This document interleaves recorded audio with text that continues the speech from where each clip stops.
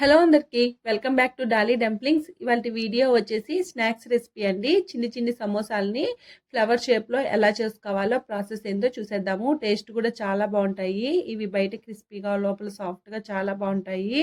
అలాగే మామూలుగా మనం సమోసాలని 1-2 తింటూ ఉంటాం కదా, ఇలా ఒకసారి ట్రై చేసి చూడండి. సమోసాలని ఎన్ని తింటామో తెలియదు, అన్ని తినేస్తాము.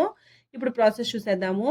నేను ఇక్కడ 1.5 కప్పు గోధుమ పిండిని తీసుకున్నానండి. అలాగే ఇందులో 1/2 table spoon salt, 1/2 table spoon వాము వేసుకొని, ఇందులోనే 1 టేబుల్ స్పూన్ ఆయిల్ వేసుకొని ఒకసారి పిండికి బాగా పట్టించుకోవాలి. నా దగ్గర పిండిని తీసుకున్న వీడియో క్లిప్ మిస్ అయిపోయిందండి. ఇలా కలుపుకున్న తర్వాత ఇందులో కొద్దిగా వాటర్ని యాడ్ చేసుకుంటూ చపాతీ పిండిలాగా కలుపుకోవాలి. మరీ సాఫ్ట్గా కలుపుకోవద్దండి, కొంచెం గట్టిగానే కలుపుకోవాలి. ఇలా మూత పెట్టుకొని ఒక 15 నిమిషాలు పక్కన పెట్టుకోవాలి. ఒక మిక్సింగ్ బౌల్ని తీసుకొని ఇందులో ముందుగా ఉడికించుకున్న బంగాళాదుంపల్ని పొట్టు తీసి వేసుకోవాలి. నేను ఇక్కడ ఒక 1/2 కేజీ బంగాళాదుంపల్ని ఉడికించి తీసుకున్నానండి. ఇప్పుడు ఇందులో 1/2 table spoon salt, 1/2 table spoon పసుపు, 1/2 టేబుల్ స్పూన్ జీలకర్ర పౌడర్, అలాగే 1/2 table spoon garam masala, 1/2 table spoon ధనియాల పొడి, ఇందులోనే 1/2 టేబుల్ స్పూన్ వరకు కారం, 1/2 టేబుల్ స్పూను చట్ మసాలా, 1/2 టేబుల్ స్పూను ఆమ్చూర్ పౌడర్ని వేసుకొని ఈ పొటాటాలంతా కలిసేలాగా మ్యాషర్తో బాగా మెత్తగా మ్యాష్ చేసుకోవాలండి. మీరు చేత్తో కావాలన్నా కానీ మెత్తగా చేసుకోవాలి. వీలైనంత మెత్తగా మ్యాష్ చేసుకొని పక్క పెట్టుకోవాలి. ఇప్పుడు ఇందులోనే ఒక 1/2 కప్పు వరకు కార్న్ఫ్లోర్ని వేసుకొని ఈ పొటాటో మ్యాష్ చేసి పెట్టుకున్నాం కదండి, ఈ కార్న్ఫ్లోర్ అంతా కలిసేలాగా బాగా మిక్స్ చేసుకోవాలి. కార్న్ఫ్లోర్ని వేసుకోవడం వల్ల ఈ మసాలా అంతా బాగా పడుతుందండి. ఇప్పుడు దీన్ని పక్క పెట్టేసి మనం ముందుగా నానపెట్టుకున్న పిండిని మరోసారి బాగా కలుపుకోవాలి. ఇలా కలుపుకున్న తర్వాత మీ పిండిని నేను ఇక్కడ వీడియో క్లిప్లో చూపించే విధంగా కొద్దిగా పిండిని తీసుకొని రౌండ్ బాల్లుగా చుట్టుకోవాలి. పిండిని కాస్త పెద్దగానే తీసుకోవాలండి. ఇప్పుడు చపాతీల్ని రోల్ చేసుకోవడం కోసం చపాతీ రాయిని తీసుకొని పైన కాస్త పొడి పిండిని తీసుకొని మనం ముందుగా తీసి పెట్టుకున్న పిండిని ఇక్కడ వీడియో క్లిప్లో చూపించే విధంగా నెమ్మదిగా సాధ్యమైనంతగా పలచగా రోల్ చేసుకోవాలండి.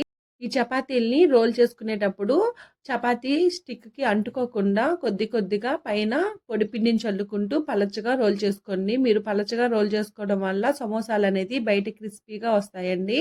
అలా కాదు, మీకు సాఫ్ట్గా కావాలంటే ఈ చపాతీని కాస్త మందంగానే రోల్ చేసుకోవాలి. చూడండి, ఈ విధంగా రోల్ చేసుకొని పక్క పెట్టుకోవాలి. అదేవిధంగా రిమైనింగ్ పిండి ముద్దలు కూడా వీలైనంత పలచగా చపాతీలాగా రౌండ్గా రోల్ చేసుకోవాలి. ఇలా అన్ని చపాతీలని రోల్ చేసుకొని పక్క పెట్టుకోవాలి. ఇప్పుడు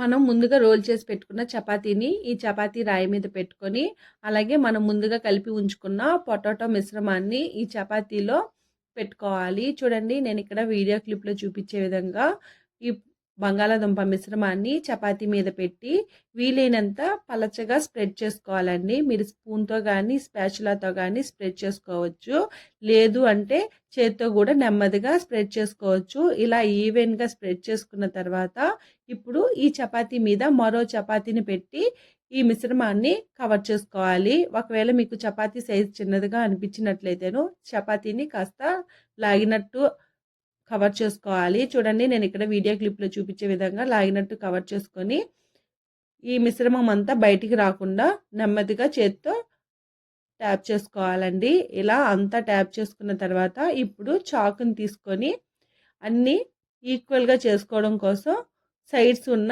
ఎడ్జెస్ని కట్ చేసేసుకోవాలి. ఇలా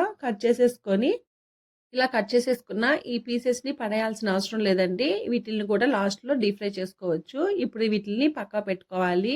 చూడండి, మనం స్క్వేర్ షేప్లో కట్ చేసుకున్నాం కదా, మనకి సమోసాలు అనేది ఒకే షేప్లో ఈవెన్గా రావాలంటే ఇలా కట్ చేసుకోవాలండి. ఇలా కట్ చేసుకొని మీకు అవసరం అనిపిస్తే లైట్గా పైనే ట్యాప్ చేసుకోండి. నెమ్మదిగా ట్యాప్ చేసుకోవాలండి. మీరు కాస్త హార్డ్గా ట్యాప్ చేశారంటేను ఇందులో పెట్టిన మిశ్రమం అంతా బయటకు వచ్చేస్తుంది. ఇలా రుద్దుకున్న తర్వాత ఇప్పుడు నేను వీడియో క్లిప్లో చూపించే విధంగా నైఫ్తో నెమ్మదిగా కట్ చేసుకోవాలి. అలా హారిజంటల్గా వర్టికల్గా కట్ చేసుకోవాలండి. అలాగే ఇలా కట్ చేసుకున్న ఫ్లవర్ సమోసా కోసం ఈ షీట్స్ అనేది స్క్వేర్ షేప్లో కట్ చేసుకోవాలి. మీరు ఒకవేళ రెక్టాంగిల్ షేప్లో కట్ చేసుకున్నా కానీ ఇవి సరిగా షేప్ రావండి, షేప్ అవుట్ అయిపోతాయి. చూడండి, ఇప్పుడు ఈ షీట్స్ని నెమ్మదిగా చాక్తో పైకి లేపుకోవాలి. మీరు చేత్తో లేపారంటే మాత్రము ఇవి అంటుకుపోతాయి. ఇలా నెమ్మదిగా పైకి లేపి వీటిల్ని చూడండి ఇక్కడ వీడియో క్లిప్లో చూపించే విధంగా మొదటి క్రాస్గా ఉన్న 2 ఎడ్జెస్ని ఒకటిగా స్టిక్ చేసుకోవాలండి. అలాగే మరో 2 ఎడ్జెస్ని ఒకటిగా స్టిక్ చేసుకోవాలి. ఇక్కడ మరోటి చూపిస్తాను చూడండి. ఇక్కడ వీడియో క్లిప్లో చూపించే విధంగా ఫ్లవర్ షేప్లో సమోసాలని చుట్టుకోవాలండి. చాలా ఈజీగా చేసేసుకోవచ్చు. అదేవిధంగా అన్నిటినీ అలాగే ఫ్లవర్ షేప్లో చేసుకొని ఒక ప్లేట్లోకి తీసుకొని పక్కకు పెట్టుకోవాలి. రిమైనింగ్ చపాతీల్లో కూడా సమోసా సీడ్స్ని ప్రిపేర్ చేసుకొని వీడియో క్లిప్లో చూపించే విధంగా పక్కకు పెట్టుకోవాలి. అన్నిటినీ ఒకేసారి చేసేసుకొని అప్పుడు ఆయిల్లో డీప్ ఫ్రై చేసుకోవాలండి. ఇప్పుడు స్టవ్ ఆన్ చేసుకొని కడాయి పెట్టుకొని డీప్ ఫ్రైకి సరిపడా ఆయిల్ని వేసుకోవాలి. మంటని హై ఫ్లేమ్లో ఉంచి ఆయిల్ బాగా వేడిగా అయిన తర్వాత మంటని మీడియం ఫ్లేమ్లో ఉంచి మనం ముందుగా ప్రిపేర్ చేసుకున్న ఈ సమోసాలని ఆయిల్లో నెమ్మదిగా వేసుకోవాలి. అలాగే కడాయికి ఎన్ని సరిపోతాయో అన్నే వేసుకోండి. మరీ ఎక్కువ వేసేసుకున్నారంటే మాత్రము ఇవి క్రిస్పీగా అవ్వండి, సాఫ్ట్గా అయిపోతాయి. అలాగే ఆయిల్ కూడా పీల్చేసుకుంటాయి. చూడండి మంటని మీడియం ఫ్లేమ్లో ఉంచి వీటిల్ని ఎర్రగా డీప్ ఫ్రై చేసుకోవాలి. చూడండి ఇవి లైట్గా గోల్డెన్ బ్రౌన్ కలర్కి చేంజ్ అవ్వగానే తీసేసుకోవాలండి. మరి ఎక్కువ వేపుకున్నారంటేను ఇవి మాడిపోయినట్టు అయిపోతాయి. ఇలా తీసుకొని పక్కకు పెట్టేసుకొని రిమైనింగ్ సమోసాలను కూడా ఆయిల్లో వేసుకొని డీప్ ఫ్రై చేసుకోవాలి. అంతేనండి. ఇంకా వీటిల్ని వేడిగా సర్వ్ చేసుకోవడమే. ఇది మీకు నచ్చిన సాస్తో కానీ గ్రీన్ చట్నీతో కానీ సర్వ్ చేసుకొని తింటే చాలా బాగుంటాయి. చూసారు కదా చిట్టి ఫ్లవర్ సమోసాలని ఎలా చేసుకోవాలో ప్రాసెస్ ఏందో. ఈ వీడియో మీకు నచ్చితే లైక్ చేయండి, షేర్ చేయండి, కామెంట్ చేయండి. అలాగే ఈ రెసిపీ మీరు ట్రై చేస్తే మీకు ఎలా కుదిరిందో కూడా కామెంట్లో చెప్పేసేయండి.